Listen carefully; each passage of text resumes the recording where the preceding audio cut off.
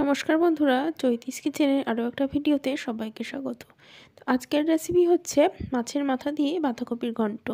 এটা খেতে কিন্তু দারুণ লাগে। তো চলুন ভিডিওটা শুরু করি।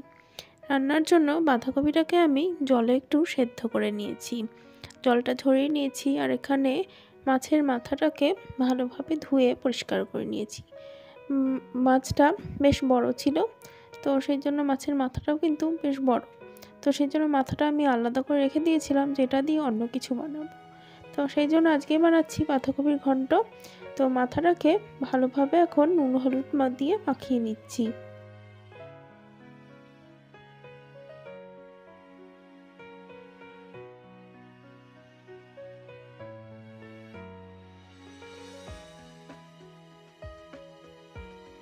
আর এদিকে কেটে নিয়েছি আলু আর একটা টমেটো দেব।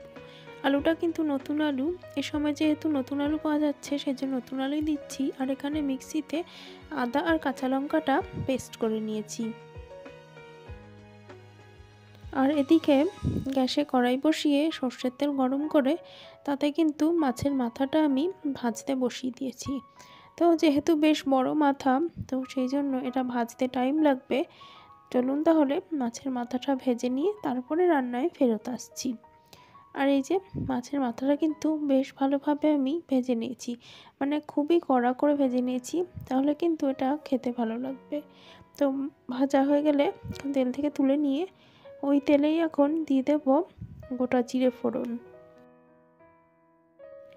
জিরেটা ফোড়ন দিয়ে দেওয়ার পর এর মধ্যে দিয়ে দিলাম দুটো তেজপাতা। তো তেজপাতা দিলে কিন্তু রান্নায় গন্ধটা বেশ সুন্দর আসে, বিশেষত এই বাঁধাকপির রেসিপিটাতে তেজপাতা দিলে কিন্তু বেশ সুন্দর গন্ধ আসে। তো ফোড়নটা রেডি হয়ে যাওয়ার পর এখন কেটে রাখা আলুগুলো দিয়ে দিলাম।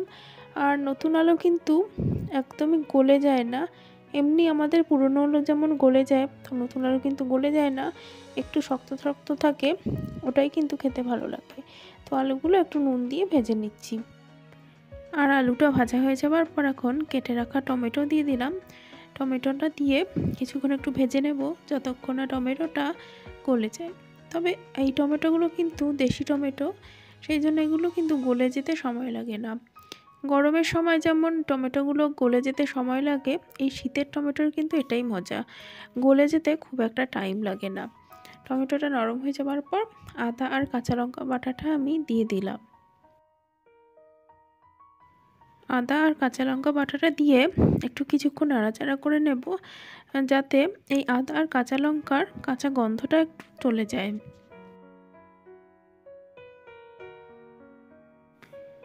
আর এবারে গুঁড়ো মশলা অ্যাড করব। দিয়ে দিচ্ছি পরিমাণ মতন হলুদ, দিয়ে দেব 2 চামচ মতন জিরে ধনের গুঁড়ো। আর এবারে দিয়ে দিচ্ছি অল্প একটু লবণ, আর দিয়ে দেব অল্প একটু চিনি স্বাদটাকে ব্যালেন্স করার জন্য। তো সমস্তটা এবার ভালোভাবে কষিয়ে নেব।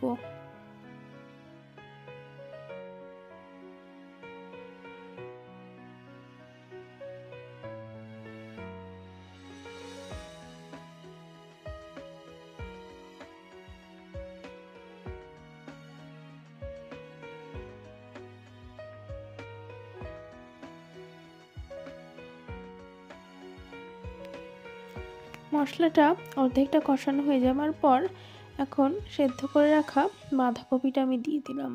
বাঁধাকপি আমি কিন্তু সবসময় সেদ্ধ করে নিই না, তবে আজকে সেদ্ধ করে নিলাম। আমি দেখেছি বাঁধাকপি সেদ্ধ করে রান্না করলে কিন্তু মাখো মাখো ভাবটা বেশ ভালো হয়। তো সেই জন্য আমি সেদ্ধ করেই নিয়েছি আজকে।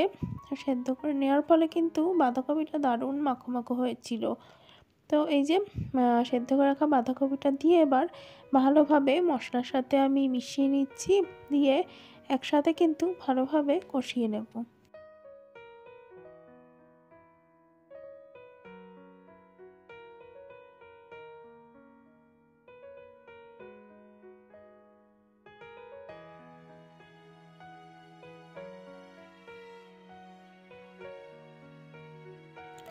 আর এই যে বাঁধাকপিটাকে থেকে কিন্তু বেশ একটু জলও বেরিয়েছে। আর এ সময় আমি ভেজে রাখা মাছের মাথাটা অ্যাড করে দিলাম। মাছের মাথাটা কিন্তু আমি একটু হাতা দিয়ে ভেঙে নিয়েছি। তো তো গোটা গোটা মাথা তো এরকমভাবে দেওয়া যায় না, তো সেই জন্য আমি ভেঙে নিয়েছি। আর এবারে সমস্তটা ভালোভাবে মিক্স করে নিয়ে অল্প একটু জল দিয়ে দেব, যাতে এই মাছের মাথাটা মানে ভেজে রাখা মাথাটা একটু সেদ্ধ হতে পারে। কিছুক্ষণ পরে ঢাকনাটা তুলে নিচ্ছি। আর দেখুন মাছের মাথা, বাঁধাকপি সব কিছুই কিন্তু বেশ ভালোভাবে সেদ্ধ হয়ে গেছে। আর এবারে কাজটা হচ্ছে ভালোভাবে নাড়িয়ে চাড়িয়ে সমস্ত তরকারিটা একটু শুকিয়ে নেওয়া, মানে যতক্ষণ না বাঁধাকপির জলটা শুকিয়ে আসে। শীতকালে মটরশুঁটি দিয়ে বাঁধাকপি তো প্রায় দিনই বাড়িতে হয়ে থাকে। এভাবে কিন্তু মাঝে মাঝে মাছের মাথা দিয়ে খেতেও বেশ ভালো লাগে।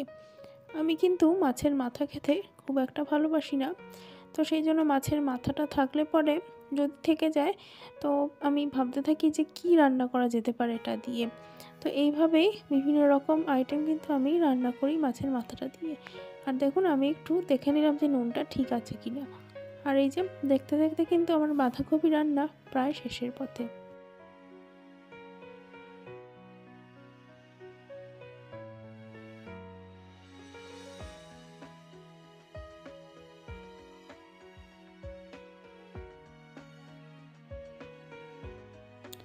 বাঁধাকপিটা আমার হয়ে গেছে। এখন দিয়ে দিলাম গরম মশলার গুঁড়ো আর দিয়ে দেবো একটু ঘি।